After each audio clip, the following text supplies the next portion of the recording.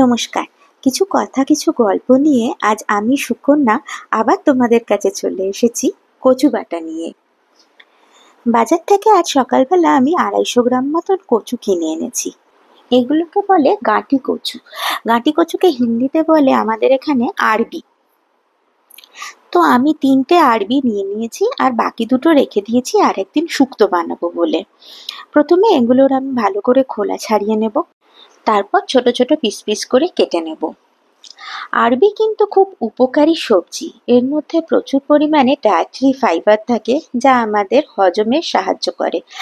গাঁটি কচুর মধ্যে প্রচুর পরিমাণে পটাশিয়াম থাকার জন্য আমাদের বিপিকে কন্ট্রোল রাখে আর কোলেস্টেরল লেভেলকেও কন্ট্রোল রাখে, সেই জন্য আমাদের হার্টকেও ভালো রাখে।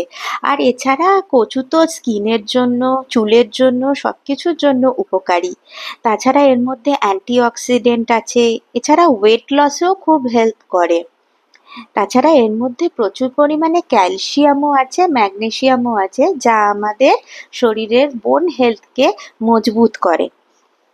যাই হোক, অনেক জ্ঞান দিয়ে ফেললাম আজ গাঁটি কচু নিয়ে। এবার আমি কচুগুলোকে কাটা হয়ে গেছে, এবার এগুলোকে ভালো করে কষলে কষলে ধুয়ে নেব। আমি 2-3 বার জল পাল্টে এটাকে ভালোভাবে ধুয়ে নিয়েছি।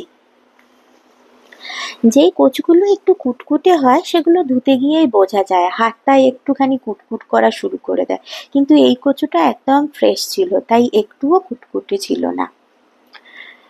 এবার এগুলোকে আমি মিক্সিং জারে নিয়ে নেব আর এগুলোকে আমি বেটে নেব। তো কচুগুলোকে আমি মিক্সিং জারে নেওয়ার পরে এর মধ্যে আমি নেব 2 চামচ গোলমরিচ আর তারপর নেব 2 চামচ কালো জিরে।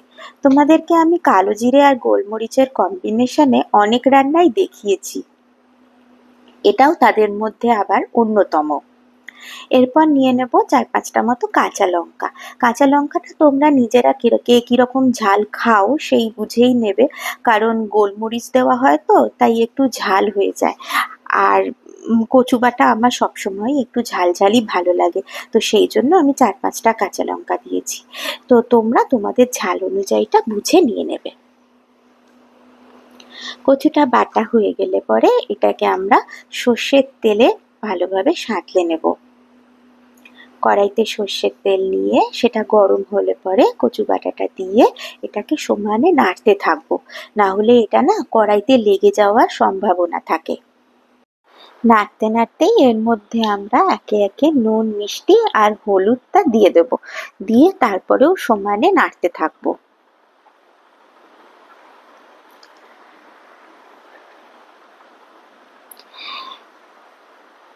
যতক্ষণ না এটা টেনে আসছে ততক্ষণ আমাদেরকে কচু বাটাটা নেড়ে যেতে হবে।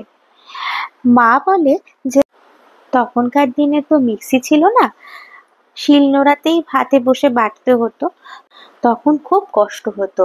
একে তো কচু এত হরহরে, কচুগুলোকে প্রথমে থেতো করে নিয়ে তারপরে বাটতে হতো, আর কচুগুলো শিল থেকে শুধু লাফিয়ে লাফিয়ে পালিয়ে চলে যেত, সেগুলোকে আবার তুলে তুলে এনে তারপরে সেগুলোকে শিলনোড়ায় পিষে পিষে বাটতে হতো, তো তখন খুব কষ্ট হতো। এখন আমাদের মিক্সি হয়ে গেছে তো আর সেই কষ্টটা চলে গেছে, অত অসুবিধা এখন আর হয় না। তো দেখো কচুটা আস্তে আস্তে কষাতে কষাতে পাকাতে পাকাতে ঠিক কড়াই থেকে ছেড়ে চলে এসছে। তোমাদের সাথে গল্প করতে করতে কচু বাটাটা সাঁতলানো হয়ে গেল। তো কচুটা দেখবে এরপরে আরো কষাতে কষাতে এর গা থেকে পুরো তেল ছেড়ে দেবে, ঠিক এইভাবে। ব্যাস, তারপরে বুঝে যাবে যে কচু বাটা একদম রেডি গরম গরম ভাতের সাথে খাওয়ার জন্য। চলো, তোমরা এরকম ভাবে একদিন কচু বাটা করে খাবে আর আমাকে অবশ্যই জানাবে যে তোমাদের এইভাবে কচু বাটা খেয়ে কেমন লাগলো। আর যাই, আবার আসবো অন্য একদিন আর একটা নতুন রেসিপি নিয়ে। ভালো থেকো, টাটা।